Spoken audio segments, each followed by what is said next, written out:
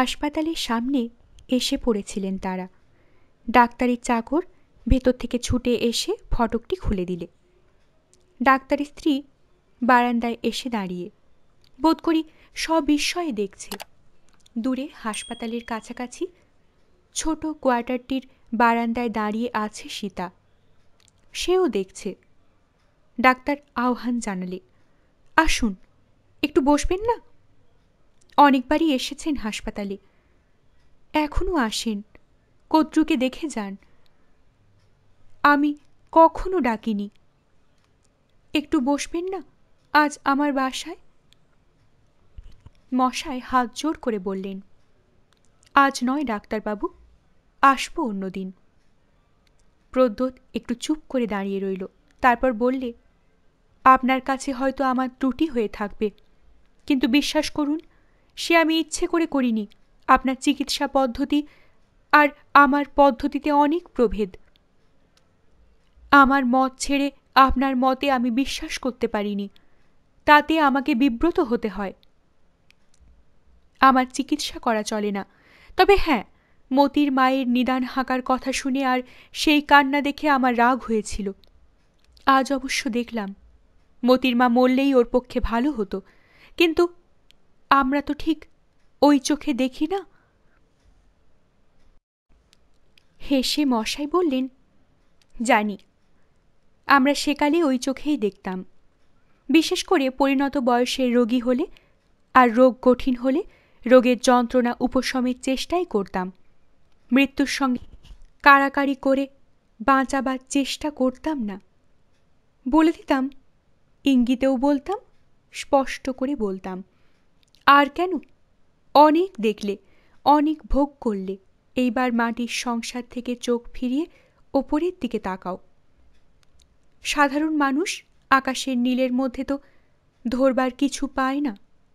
তাই বলতাম, তীর্থস্থলে যাও, সেখানকার দেবতার মন্দিরের চূড়োর দিকে তাকিয়ে বসে থাকো। তবে অবশ্য যে প্রবীণ, যে বৃদ্ধ বয়সেও বহু জনের আশ্রয়, বহু কর্মের কর্মী, তাকে বাঁচাতে কি মরণের সঙ্গে লড়েনি? লড়েছি। প্রদ্যোৎ ডাক্তার বললে, অন্যদিন হলে তর্ক করতাম, আজ করব না। আমার নিজের দিদি শাশুড়ির কথা বললাম। আমরাই বলি, বুড়ি গেলেই খালাস পায়, সেও পায়, হয়তো আমরাও পাই। মশাই বললেন, তা হয় বই কি, ওটা আবার সংসারের আর এক দিক। সুস্থ জীবন, রঙে রসে ভরপুর জীবন জীর্ণ বস্তুকে সহ্য করবে কেমন করে? প্রদ্যোৎ বললে, কয়েকটা কেসেই আমি আপনাকে হাত দেখতে দিইনি। আমার ভয় হতো, আপনি কি পাবেন, কি বলে দেবেন। আপনার হাত দেখাকে আমার সময় সময় ভয় লাগে, বিশেষ করে ওহি সরকারি নাতির অসুখে। ও আপনি অদ্ভুত বাঁচিয়েছেন, অদ্ভুত চিকিৎসা করেছেন। আমি প্রথম নারীতে মৃত্যুর যেন পায়ে সাড়া পেয়েছিলাম। আমি বারবার হাত দেখেছিলাম, কেন জানেন? মৃত্যুকে পিছন হঠে চলে যেতে দেখলাম। অবাক হয়ে প্রদ্যোৎ তাকিয়ে রইল মশাইয়ের মুখের দিকে। কথাটা সে জানে না নয়, কিন্তু সে কথাকে এইভাবে সে প্রকাশ করত না, এমন করে সে অনুভব করে না। আজ চলি তাহলে। আর একটা কথা, রানা পাঠকের কথা। রানা বাঁচবে না ডাক্তারবাবু। রানা সে কথা জানে, সে এক অদ্ভুত মানুষ, সে তো ভয় করে না মরতে। আপনাদের এখানকার অদ্ভুত চিকিৎসায় বাঁচতে পারত, কিন্তু সে বলে কি জানেন, ভালো হলেও সে আমি আর হব না। অক্ষমের সামিল হয়ে বাঁচতে হবে। লোকে ভয়ে পাশে বসবে না, ছেলেপিলে ভয় করবে। সে বাঁচতে এত কষ্ট, এত খরচ করব কেন? তার চেয়ে যা হয় আপনি করুন। একটা দীর্ঘশ্বাস ফেলে আবার বললেন, আর তো রানা আমাকেও দেখায় না, ওষুধপত্র সব ছেড়ে দিয়েছে সে, এখন দেবস্থানের ওষুধ খাচ্ছে। মশাই ভাবতে ভাবতেই বাড়ি ফিরলেন। রানাকে যদি বাঁচাতে পারতেন। রানাকে সারাতে পারত প্রদ্যোতরা, হ্যাঁ পারত, তাদের চিকিৎসাও ছিল, কিন্তু সে চিকিৎসার তার আয়োজন নাই, আর এতখানি শক্তিও ছিল না, না ছিল না। এ চিকিৎসা শাস্ত্র বিপুল গতিবেগে এগিয়ে চলেছে, অনুবীক্ষণ যন্ত্র খুলে দিয়েছে দিব্য দৃষ্টি, বীজাণুর পর বীজাণু আবিষ্কৃত হচ্ছে, রোগোৎপত্তির ধারণার আমূল পরিবর্তন হয়ে যাচ্ছে, আজ সবই প্রায় আগন্তুক ব্যাধির পর্যায়ভুক্ত হয়ে গেল। সবের মূলেই বীজাণু, বীজাণু, জীবাণু, কৃমি জাতীয় সূক্ষ্ম কীট, তারপরে আছে ভাইরাস, খাদ্যে জলে বাতাসে তাদের সঞ্চরণ, মানুষের দেহে তাদের প্রবল বিস্তার। তাদের শাস্ত্রে পড়েছিলেন, দক্ষযজ্ঞে রুদ্রমূর্তি শিবের ক্রোধ নিঃশেষে হয়েছিল জ্বরের সৃষ্টি, নানান আকার নানা প্রকার। আচার্যেরা তাদের প্রকৃতি নির্ণয় করে নামকরণ করেছিলেন। চন্দ্রদেবতার ওপর দক্ষ প্রজাপতির অভিশাপ থেকে যক্ষার উৎপত্তি হয়েছিল। অতিরমণ দোষী যক্ষার আক্রমণের বড় কারণ বলে ধরতেন। আজ খাদ্যাভাব যক্ষার প্রধান কারণ, প্রতিটি জ্বরের কারণ আজ ওরা অনুবীক্ষণে প্রত্যক্ষ করছে। কত নতুন জ্বর! এই তো কালাজ্বর ধরা পড়ল তার আমলেই। কালাজ্বরের ওষুধ ব্রহ্মচারী সাহেবের ইঞ্জেকশন। প্রোলটুসিল, সালফা গ্রুপ, তারপর পেনিসিলিন, টেরামাইসিন, ওষুধের পর নতুন ওষুধ। শুনছিলেন সেদিন হরেনের কাছে পেনিসিলিন চোখে দেখেছেন, বাকিগুলি দেখেননি। আরও কত ওষুধ বেরিয়েছে, তিনি হয়তো শোনেননি। আল্ট্রাভায়োলেট রশ্মি দিয়ে চিকিৎসা, রক্ত, পুঁজ, থুথু, মলমূত্র, চামড়া পরীক্ষা, ব্লাড প্রেশার পরীক্ষা, এক্স রে পরীক্ষা, যক্ষায় আক্রান্ত শ্বাসযন্ত্র চোখে দেখা যায়, তেমনি ওষুধ। টিবিতে স্টেপটোমাইসিন শক্তিশালী ওষুধ। স্টেপটোমাইসিন ছাড়াও PAS বলে একটা ওষুধ বেরিয়েছে বলে শুনেছেন। দুটোর একসঙ্গে ব্যবহার নাকি আশ্চর্য ফল পাওয়া যায়। এছাড়া অস্ত্রচিকিৎসার কথা শুনেছেন। আকস্মাৎ একটা পুরানো কথা মনে পড়ে গেল। গুরু রংলালের কাছে কলেরার প্রেসক্রিপশন আনতে গিয়ে মৃত্যু ভয় ত্রস্ত মানুষদের প্রসঙ্গে বলেছিলেন, মৃত্যু যেন 2 হাত বাড়িয়ে উন্মাদিনীর মতো ভয়ঙ্করী মূর্তিতে তাড়া করে ছুটছে, মানুষ পালাচ্ছে, আগুন লাগা বনের পশুর মতো দিকবিদিক জ্ঞান শূন্য হয়ে ছুটছে। রংলাল ডাক্তার বলেছিলেন, শুধু পালানোটাই চোখে পড়ছে তোমার, মানুষ তার সঙ্গে অবিরাম লড়াই করছে দেখছ না, পিছু হটেই আসছে সে চিরকাল। কিন্তু যুদ্ধক্ষেত্র থেকে পিঠ দেখিয়ে পালিয়ে আসেনি, নূতন নূতন অস্ত্রকে উদ্ভাবন করছে, আবিষ্কার করছে। সে চেষ্টার তো বিরাম নাই তার। মৃত্যুকে রোধ করা যাবে না, মৃত্যু থাকবেই, কিন্তু রোগ নিবারণ সে করবেই। পরিণত বয়সে যোগীর মতো মানুষ দেহত্যাগ করবে, চিকিৎসকের কাছে এসেই বলবে, আর না, ছুটি চাই, ঘুমুতে চাই, put me to sleep please. জীবন সেদিন মনে মনে বলেছিলেন, হ্যাঁ, নিদ্রা নয়, মহানিদ্রা।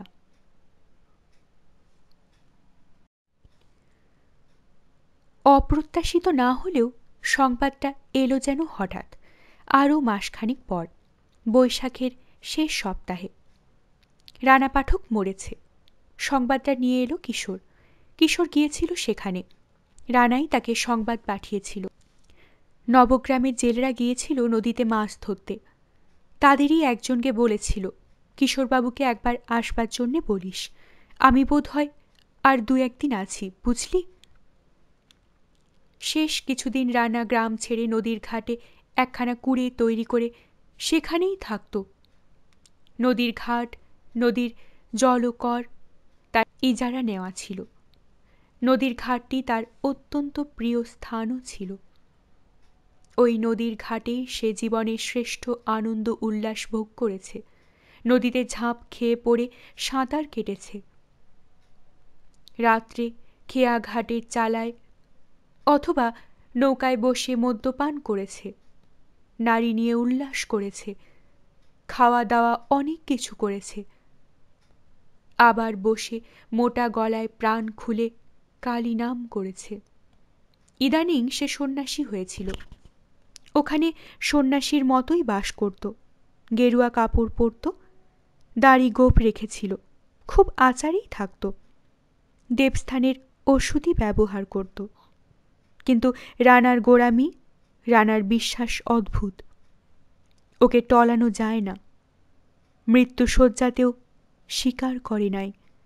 বলেছে, এই আমার অদৃষ্ট। তার দেবতা কি করবে? কিশোরকেই বলেছে। কিশোর যখন পৌঁছেছিল তখন তার শেষ অবস্থা। ঘণ্টা 6 বেজেছিল। কিশোর ডাক্তার বৈদ্য ডাকতে গিয়েছিল। তারই উত্তরে ওই কথা বলেছিল, ডাক্তার বদ্যির জন্য তোমাকে ডাকি নাই কিশোরবাবু।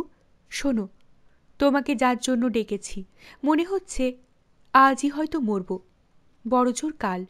এখন রাত্রে একজন লোক চাই, কাছে থাকবে, জল চাইলে জল দেবে, আর এই শিয়াল এলে তাড়াবে।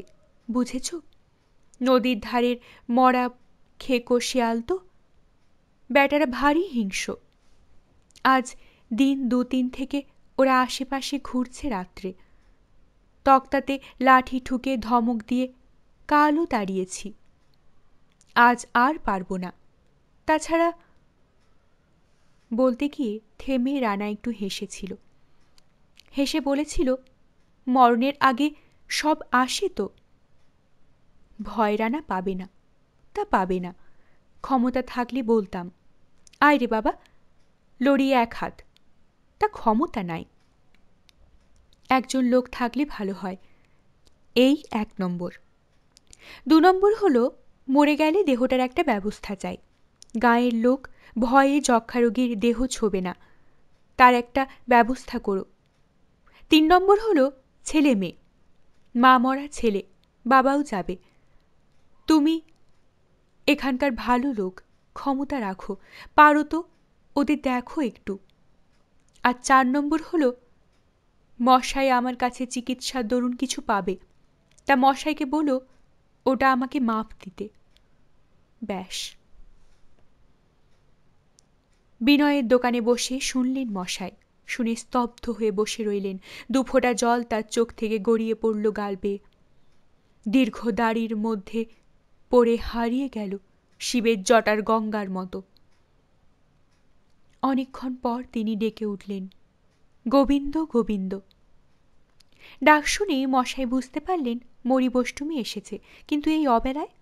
মরি সাধারণত আসে সকালে, ভিক্ষায় বের হয়ে তার বাড়িতে আরোগ্য নিকেতনে এসে অভয়ার পাঠানো প্রসাদী মিষ্টান্ন তাকে দিয়ে ভিক্ষায় বেরিয়ে যায়। অবেলায় এই সন্ধ্যায় বিনয়ের দোকানে সে কোথা থেকে এলো? অভয়ার কি আবার অসুখ করেছে? রানার শেষকৃত্য করে ক্লান্ত কিশোর ওপাশে চেয়ারে বসে ঘুমিয়ে গিয়েছে। মশাই নির্জন অবসরে নিজের নাড়ি ধরে বসেছিলেন। ওটা একটা অভ্যাসেই দাঁড়িয়ে গিয়েছে। মরির কণ্ঠস্বর শুনে তিনি হাত ছেড়ে দিয়ে ডাকলেন, মরি। প্রণাম বাবা, তুই এই অসময়ে? মরি হেসে বললে, আজ ফিরবার পথে বাবা ঝুলি থেকে 5টি আম বের করে নামিয়ে দিলে। হেসে বললে, মায়ের গাছের আম প্রথম পেকেছে। মা কালীর জন্যে সর্বাগ্যে কটি তুলে রেখে 5টি আপনার তরে দিয়ে বললে, দিয়ে এসো মরি।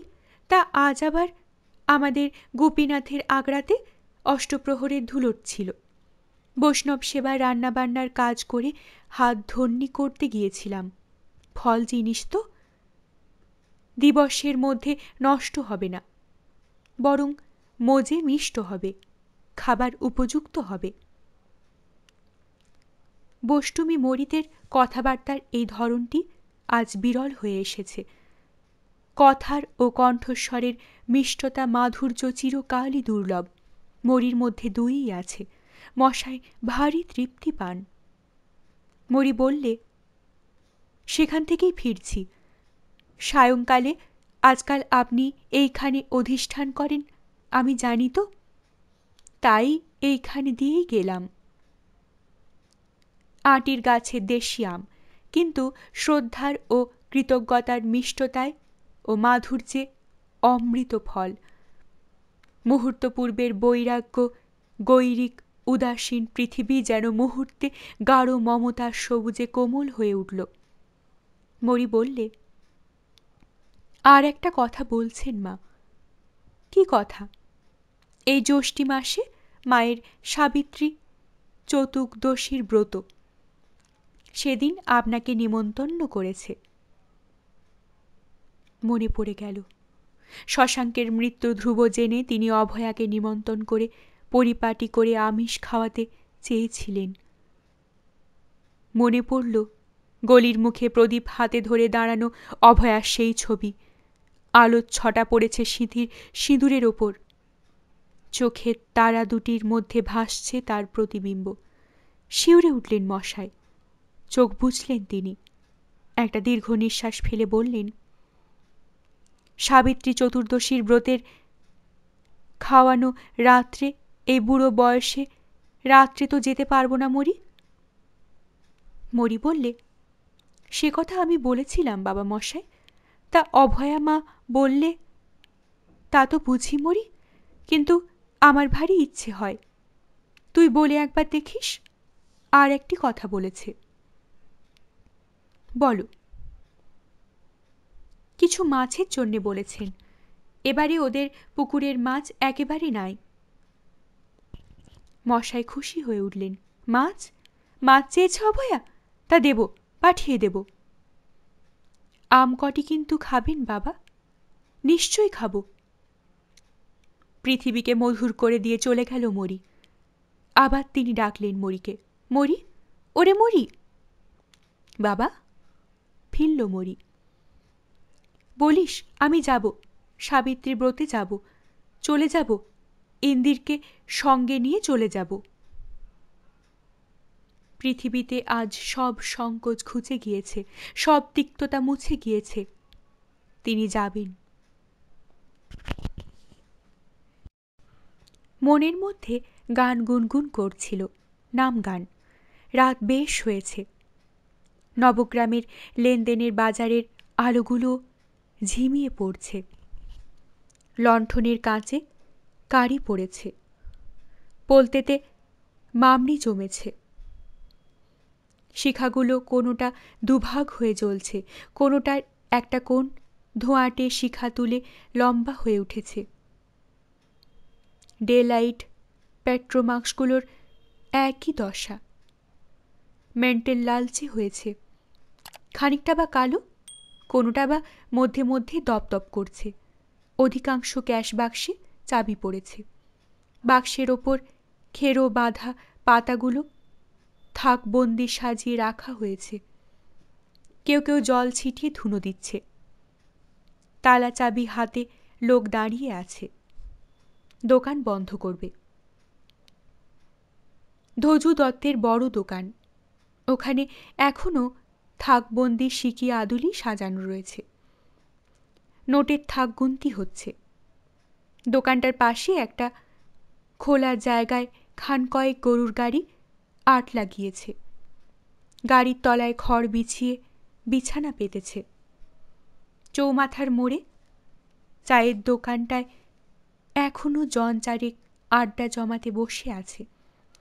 ওপাশে সাধুকাদের নতুন একতলা বাড়িটার বারান্দায় চারুবাবু আর প্রদ্যোৎ বসে রয়েছে।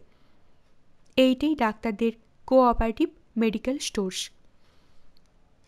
এদের হ্যাজাক আলো নূতন, এখনো সমান তেজে জ্বলছে।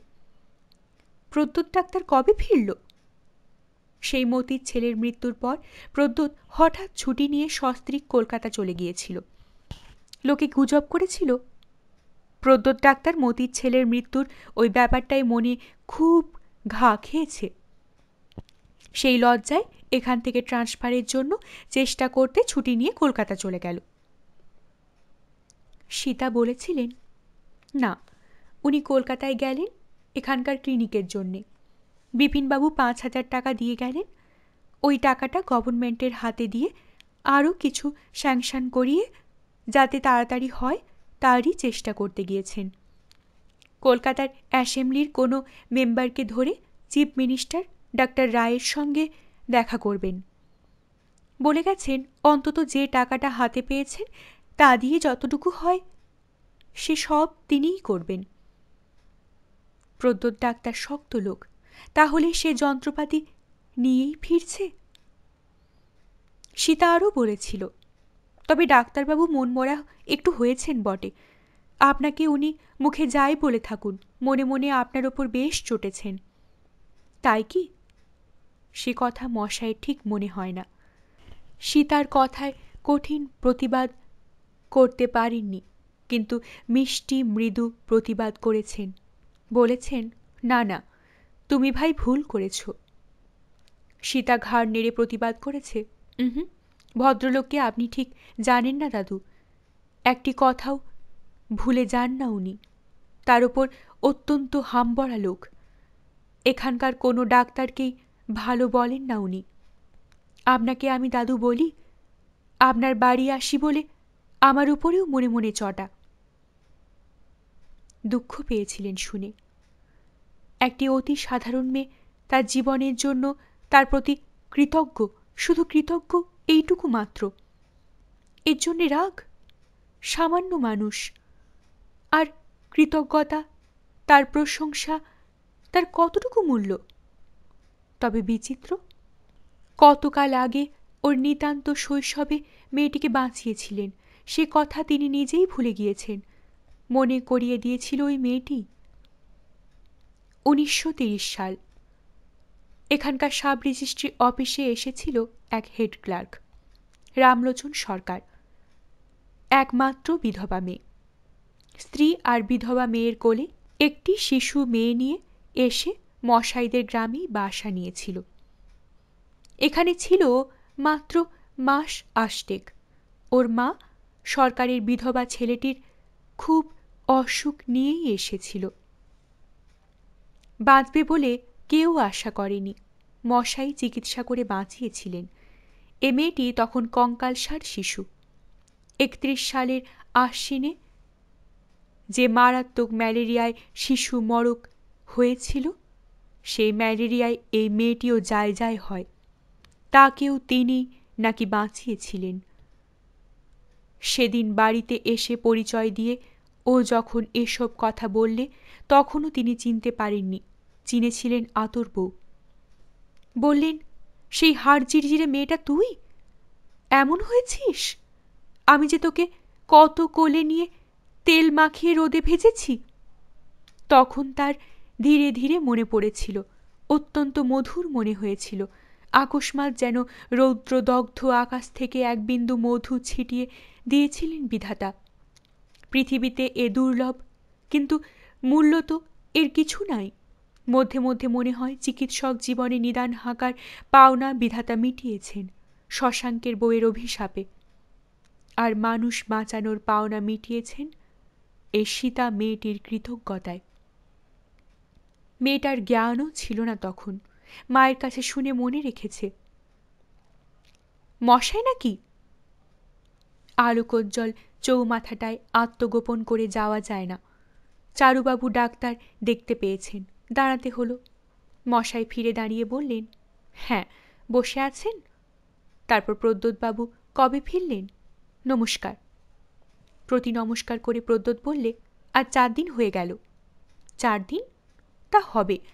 আজ কয়েকদিন সীতা আসেনি, দেখা হয়নি। একবার আসুন তো এখানে, আপনার জন্যই আমরা বসে আছি, ডাকলেন চারুবাবু। আমার জন্যে? শঙ্কিত হলেন মশাই। আবার কোনো অভিযোগ? কি হলো? কি করেছেন তিনি? মনের মধ্যে অনেক সন্ধান করলেন, কই কারণ নিতান্ত তিনি হাঁকেননি। তবে কি রানার কথা? এরা কি বলবেন যে তিনি আশা দেননি বলেই হতাশাতে রানা দেবস্থলে চিকিৎসার নামে অচিকিৎসায় মারা গেল? অথবা বলবেন দেবস্থলে যেতে তিনিই তাকে উৎসাহিত করেছিলেন? চারুবাবু বললেন, প্রদ্যোৎবাবু স্ত্রীর জ্বর, একবার দেখতে হবে। প্রদ্যোৎবাবু স্ত্রীর জ্বর? আমাকে দেখতে হবে? হ্যাঁ, কলকাতা থেকেই জ্বর নিয়ে এসেছেন। জ্বরটা যেন কেমন লাগছে। এন্টারিক তো বটেই, টাইফয়েডের লক্ষণ রয়েছে। আর 4 দিন না গেলে তো রক্ত পরীক্ষায় ধরা পড়বে না। আপনি একবার নাড়িটা দেখুন। টাইফয়েড হলে খুব ভিরুলেন্ট টাইপ। 4 দিন আজ, ফার্স্ট উইক। এরই মধ্যে জ্বর 3 ছাড়াচ্ছে। প্রদ্যোৎবাবু আমাকে ডেকেছিলেন, তা নিঃসন্দেহে বলতে আমি পারব না। আপনি পারেন, নাড়ি দেখে আপনি পারেন, সে আমি উঁচু গলা করে বলি। ওকেও বলেছি। প্রদ্যোৎকে দেখিয়ে দিলেন চারুবাবু। এতক্ষণে প্রদ্যোৎ কথা বললে, ডায়াগনোসিস আপনার অদ্ভুত। আপনি শুধু বলে দেবেন টাইফয়েড কিনা। একটু হেসে মুখ তুলে ওদের দিকে তাকালেন। এতক্ষণ মাটির দিকে তাকিয়েই দাঁড়িয়েছিলেন তিনি। মুখ তুলে প্রদ্যোতের মুখের দিকে তাকিয়ে হেসে বললেন, চলুন। লাবণ্যময়ী দীর্ঘাঙ্গী মেয়েটি নেতিয়ে পড়েছে। মুখখানি জ্বর উত্তাপে ঈষৎ রক্তাভ এবং ভারী হয়ে উঠেছে। ভ্রমরের মতো কোকড়ানো রুক্ষ চুল বালিশের নিচে খোলা রয়েছে। কপালের ওপর কতগুলি উঠছে। কপালে জলের পট্টি রয়েছে। চোখ বুজে শুয়ে আছে। স্বাস্থ্যবতী মেয়ে। ঘরে একটি বিচিত্র গন্ধ উঠেছে। ধূপকাঠি, অ্যাডিকোলন, ফিনাইল, ওষুধ এসবের একটা মিশ্রিত গন্ধ। মাথার শিওরে বসে রয়েছে নার্স সীতা। হ্যাঁ, সীতাই বসে রয়েছে। বাবা তার নারী পরীক্ষার বিদ্যার গুরু। তাকে স্মরণ করে তিনি মেয়েটির হাতখানি তুলে নিলেন। সেখানি রেখে আর একখানি, সেখানেও পরীক্ষা করে দেখে নিলেন। জ্বর অনেকটা, 3.5-এর বেশি মনে হচ্ছে। 4-এর কাছে। সীতা তার মুখের দিকে তাকিয়ে আছে। প্রতীক্ষা করছে কি বলবেন। প্রদ্যোৎ ডাক্তার স্ত্রীর মাথার কাছে ঝুঁকে মৃদু স্বরে সস্নেহে ডাকলেন, মঞ্জু। ভুরু দুটি ঈষৎ উপরের দিকে তুলে চোখ বুজে মেয়েটি সাড়া দিল, এখানকার জীবনমশাই এসেছেন তোমাকে দেখতে। মেয়েটি চোখ খুললে, বড় বড় দুটি চোখ। এদিক থেকে ওদিক চোখ বুলিয়ে মশাইকে দেখে আবার চোখ বন্ধ করলে। প্রদ্যোৎ ডাক্তার বললেন, তোমার জিভটা দেখাও তো। মেয়েটি জিভ দেখালে। চারুবাবু সীতাকে বললেন, থার্মোমিটার দাও। জীবনমশাই বললেন, থাক, এর আগে কত ছিল। ডাক্তার একখানা পাতা এনে চোখের সামনে ধরলেন, 103.4। মশাই ঘর থেকে বেরিয়ে এলেন। বললেন, আরও কিছু বেড়েছে, 8 ডিগ্রি। প্রদ্যোৎ এসে তার কাছে দাঁড়ালো। বিদুস্বরে প্রশ্ন করলে, টাইফয়েড? জীবনমশাই একটু দ্বিধা করলেন। বললেন, আজ ঠিক বলতে পারবো না, কাল সকালে দেখে বলবো। আজ আমার মন বিক্ষিপ্ত হয়ে রয়েছে। কিন্তু আমি যে ক্লোরোমাইসিটিন দেব ভাবছি। প্রথম সপ্তাহে জ্বর বলেই ঘরের দিকে ফিরে গেলেন। সীতা, কত দেখলে জ্বর? সীতা থার্মোমিটার হাতে বেরিয়ে এলো। প্রদ্যোৎ ডাক্তারের হাতে দিয়ে নীরবেই চলে গেল। কিন্তু একটি স্মিত হাস্যে মুখখানি তার উজ্জ্বল হয়ে উঠেছে। কারণ থার্মোমিটারে কালো দাগটি 104-এর দাগের 1 সুতো পিছনে এসে থেমে রয়েছে। প্রদ্যোৎ ডাক্তার দেখে বললে, 4ই বটে। জীবনমশাই বললেন, আর আজ বাড়বে না, আমি কাল সকালেই আসব। আমি ক্লোরোমাইসিটিন আনিয়েছি, আজ দিতে পারলে কাল, কাল সকালে। এ রোগে 8 ঘন্টায় কিছু যাবে আসবে না। আর হাসলেন জীবনমশাই। রাগ করবেন না তো? না, বলুন। আপনি উতলা হয়েছেন, আপনার চিকিৎসা করা তো উচিত হবে না? না, আমি ঠিক আছি, আর আমি তো চিকিৎসা করছি না, চারুবাবু চিকিৎসা করছেন। পরদিন সকালে জীবনমশাই নাড়ি ধরে দীর্ঘ সময় প্রায় ধ্যানস্থের মতো বসে রইলেন। সকালবেলা প্রসন্ন সূর্যালোকে ঘর ভরে উঠেছে। দরজা জানলা খোলা। ঘরখানিকে ইতিমধ্যে জীবাণুনাশক ওষুধ মেশানো জল দিয়ে ধুয়ে মুছে ফেলা হয়েছে। এক কোণে ধূপকাঠি জ্বলছে, বিছানা চাদর পরিচ্ছন্ন। খাটের পাশে টিপটের ওপর ওষুধের শিশি, ফিডিং কাপ, কয়েকটা কমলা লেবু, টেম্পারেচার চার্ট। আচ্ছন্ন ভাবটা কম, তবু চোখ বুজেই রয়েছে। মধ্যে মধ্যে মেলছে, কিন্তু আবার নেমে পড়ছে চোখের পাতা। কপালে এখন জলের পটি নাই। কপাল, মুখ রক্তাভ শুষ্ক। পরিপূর্ণ আলোর প্রসন্নতা এবং বৈশাখের প্রভাতের স্নিগ্ধতার মধ্যেও রোগিণীর যেন স্বস্তি নাই, মধ্যে মধ্যে নাক খুঁটছে। নারীর গতি তিনি অনুভব করছেন, ধীরে ধীরে স্পষ্ট হয়ে উঠল। মন্দং মন্দং শিথিলং ব্যাকুলং ব্যাকুলং বা। অতি মন্থর ভারাক্রান্ত পদক্ষেপ স্খলদ্গতিতে চলেছে। অসহায় ব্যাকুলতার প্রকাশ রয়েছে তার মধ্যে। যেন যেন ব্যাকুলতার জীবন স্পন্দন ত্রস্ত হয়ে কোনো আশ্রয় খুঁজছে। সান্নিপাতিক জ্বরের সমস্ত লক্ষণ সুপরিস্ফুট। ত্রিদোষের প্রকোপ তীব্র। মনে হচ্ছে, যাক সে কথা। জীবনমশাই চোখ খুলে তাকালেন হাসপাতালের ডাক্তারের দিকে। ডাক্তার তারই মুখের দিকে চেয়ে রয়েছেন। সন্তর্পণে জীবনমশাই হাতখানি নামিয়ে রেখে বেরিয়ে এলেন। চাকর দাঁড়িয়েছিল সাবান জল তোয়ালে নিয়ে। হাত ধুয়ে মশাই তোয়ালেতে হাত মুছতে মুছতে বললেন, রোগ টাইফয়েড।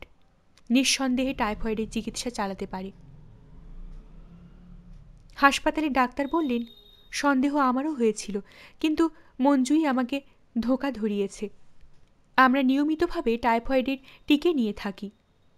4 মাস আগে ও একবার কলকাতা গিয়েছিল, ছিল মাসখানেক।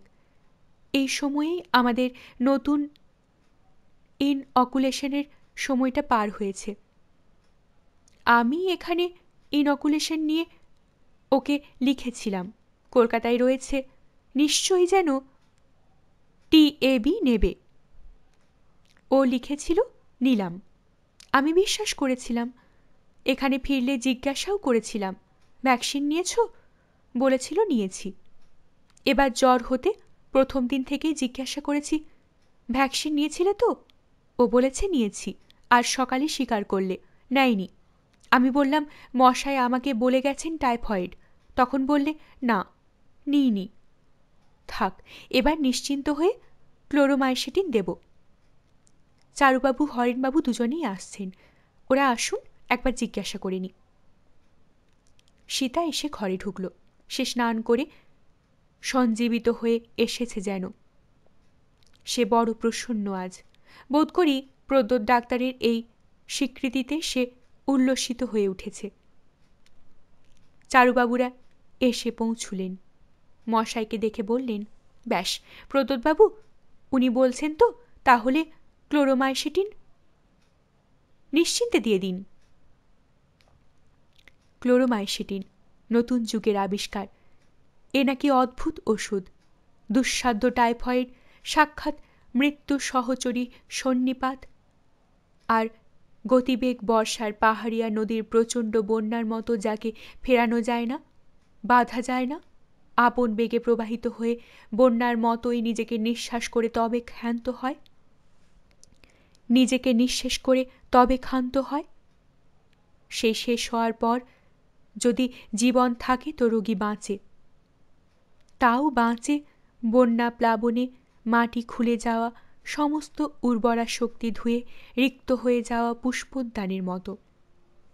শীর্ণ ঊষর ভূমিখণ্ডের মতো তার অবস্থা হয়। ব্রজলালবাবু দৌহিত্রের টাইফয়েড ব্যাকটেরিয়াজ দেখেছিলেন। সেক্ষেত্রে কাজ করে নাই, কিন্তু পরে ফাজ ব্যবহারে ফল দেখেছেন। ক্লোরোমাইসিটিন নাকি অমোঘ, সান্নিপাতাশ্রয়ী মৃত্যুকে নাকি তর্জনী হেলনে অগ্রগমনে নিষেধ করবার মতো শক্তিশালিনী। বৃদ্ধ জীবনমশাই বসে রইলেন উদ্গ্রীব হয়ে। তিনি দেখবেন। শিশি তিনি দেখেছেন, বিনয়ের ওখানে আছে কয়েক শিশি, 3 শিশি বোধ হয়। একটা কেশে ওই 3 শিশি যথেষ্ট। কাল থেকেই নাকি জ্বর কমবে, 3য় দিনে জ্বর ছাড়বে। বিস্ময় বই কি। প্রদ্যোৎ ডাক্তার ডাকলেন, মঞ্জু, মঞ্জু, হাঁ করো, ট্যাবলেট। সীতা জল তোয়ালে নিয়ে দাঁড়িয়ে আছে। সে মুখে জল ঢেলে দিলে।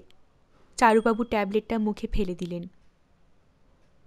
সন্ধ্যায় আবার গেলেন জীবনমশাই। নাড়ি ধরে দেখলেন জ্বর বেড়েছে। আজ বোধ হয় 4.5। মাথা শিয়রে বসে আছে। আজ অন্য নার্স। সীতাকে বোধ করি ছুটি দিয়েছে। পরদিন সকালেও জ্বর কমল না, আগের দিনের থেকে বেশি। রোগীর আচ্ছন্নতাও বেশি, পেটের ফাঁপ বেশি। 3য় দিন, আজ জ্বর উপশম হওয়ার দিন। ছাড়ার কথা, কিন্তু কোথায়? মশাই গভীর দৃষ্টিতে চেয়ে রইলেন। কই ভেষজের ক্রিয়া কই? হাসপাতালের ডাক্তার, চারুবাবু, হরেন সকলেই চিন্তিত হয়ে উঠলেন। তাই তো, তবে কি? জীবনমশাই দৃঢ়স্বরে বললেন, রোগ টাইফয়েড, নাড়িতে রোগ অত্যন্ত প্রবল, এটুকু আমি বলতে পারি। প্রৌঢ় চারুবাবু অল্পতেই ভরকান এবং অল্পেই উৎসাহিত হয়ে ওঠেন। তিনি দমে গেছেন। তাই তো, সংসারে মনিরও মতিভ্রম হয় যে। জীবনমশাই দৃঢ়ভাবে ঘাড় নাড়লেন। না, ভ্রম তার হয়নি। প্রদ্যোৎ ডাক্তারের চোয়াল দুটো শক্ত হয়ে উঠল। বললেন, আবার ক্লোরোমাইসিটিন দিন চারুবাবু। নিজের হাতে খুললেন শিশি, তুলে দিলেন তার হাতে। সন্ধ্যায় জীবনমশাই দেখলেন প্রদ্যোৎ ডাক্তার বারান্দায় 2 হাতে 2টো রগ ধরে বসে আছেন। রোগিণীর মাথার শিয়রে বসে সীতা। সীতাই বললে, রক্তদান তো হয়েছে, জ্বর সমান। জীবনমশাই আজ নিজেই ঘরে ঢুকে রোগীর পাশে বসে হাত তুলে নিলেন। বেরিয়ে এসে প্রদ্যোতের কাঁধের ওপর হাত রাখলেন। প্রদ্যোৎ মুখ তুললেন। মশাই? হ্যাঁ, আপনি মুষড়ে পড়বেন না। রক্তদান তো হোক, এ রোগে ও তো হয় এবং হয়েও বাঁচে। রোগীর নাড়ি আমি ভালো দেখলাম।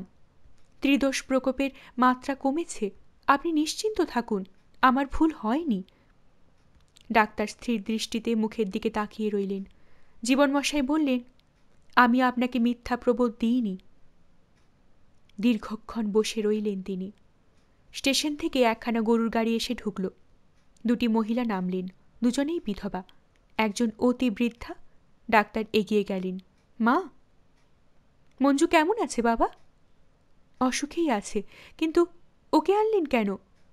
ডাক্তার বিরক্ত হয়েছেন। বৃদ্ধাকে লক্ষ্য করেই কথাটা বললেন। কোথায় ফেলে দেব বাবা? ও তো আমায় ছাড়বে না। কিন্তু কোথায় ওকে রাখি, কি করি? একপাশে থাকবে পড়ে, এখন আর উপদ্রব করে না। কেমন হয়ে গেছে কিছুদিন থেকে, চুপ করেই থাকে, নইলে আনতাম না। আসুন। জীবনমশাইয়ের দিকে ফিরে তাকিয়ে ডাক্তার বললেন, বসুন ডাক্তারবাবু। যাবেন না, আমি আসছি। ইনি আমার শাশুড়ির সেই দিদিমা। এই রোগে ঝঞ্ঝাটের ওপর উনি হবেন বড় ঝঞ্ঝাট। বসে রইলেন জীবন ডাক্তার। বৈশাখের আকাশ। গতকাল দুপুরের দিকে সামান্য একটু ঝড় বৃষ্টি হয়েছে। আকাশে আজ ধূলি মালিন্য নাই। নক্ষত্রমালা আজ ঝলমল করছে। সেই আকাশের দিকে তাকিয়ে বসে রইলেন জীবনমশাই। এমন অবস্থায় মন যেন ফাঁকা হয়ে যায়। কোনো কিছুতেই দৃষ্টি আবদ্ধ করে না রাখলে মন ছুটতে শুরু করবে। কি করলে কি হবে, হাজার প্রশ্ন জাগবে। কোথায় কি হলো, কোন ত্রুটি? জীবন হাঁপিয়ে উঠবে। ছুটতে পারে না, তবু ছুটবে, ছুটতে হবে। আকাশের ছলমলানির মধ্যে মন হারিয়ে যাবার সুযোগ পেয়ে বেঁচেছে। মা, মা, এই যে মা, মঞ্জু, আমি এসেছি মা। মা, কি বলছিস? কোথায় যন্ত্রণা? কি হচ্ছে মঞ্জু? আহ, মা, কি বলছিস? বাবা, অ্যাঁ? জীবনমশাই হাসলেন। মা, মা বলছেন, এই যে আমি। তবু রোগী ডাকছে, হয়তোবা পাশ ফিরে শুয়ে ডাকছে, মা, মা। সুদীর্ঘ চিকিৎসক জীবনে এ কত দেখে এলেন। হায়রে মানুষ, সে মা কি তুমি? সে মা আরোগ্যরূপিণী যিনি, তিনি। তার সর্বাগ্রে অমৃত। তার স্পর্শে স্নিগ্ধ হবে রোগীর দেহের রোগ জর্জরতা, উত্তাপ কমে আসবে, অশান্ত অধীরতা শান্ত হয়ে আসবে, আচ্ছন্নতার ঘোর কাটিয়ে জাগবে চৈতন্য। জীব কোষে কোষে জীবন বহ্নির দাবদাহের প্রজ্বলন সংবৃত হয়ে স্নিগ্ধ হয়ে জ্বলবে প্রদীপের মতো। সকল যন্ত্রণা হরা, সর্বসন্তাপ হরা আরোগ্যরূপিণী তিনিই মা।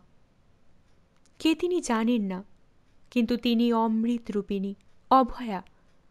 মৃত্যু তাকে শ্রদ্ধার সঙ্গে নমস্কার করে চলে যায়। মুহূর্তের জন্য চঞ্চল হলেন মশায়। মনে হল মৃত্যু এসে যেন দাঁড়িয়েছে ঘরের মধ্যে। কোনো কোণে সে অন্ধকারের সঙ্গে মিশে রয়েছে। রোগিণী বোধ করি তারই আভাস অনুভব করে ডাকছে সেই অমৃত রূপিণীকে। সতর্ক হয়ে তিনি রোগিণীর দিকে চেয়ে রইলেন। ভালো লাগলে অবশ্যই লাইক করবেন, শেয়ার করবেন। পরবর্তী পর্বে চোখ রাখতে চ্যানেলটিকে অবশ্যই সাবস্ক্রাইব করবেন ও প্রতিটি পর্ব মিস না করার জন্য বেল আইকনটি প্রেস করবেন। আপনাদের অভিমত কমেন্ট বক্সে অবশ্যই জানাবেন। অনেক ধন্যবাদ। নমস্কার।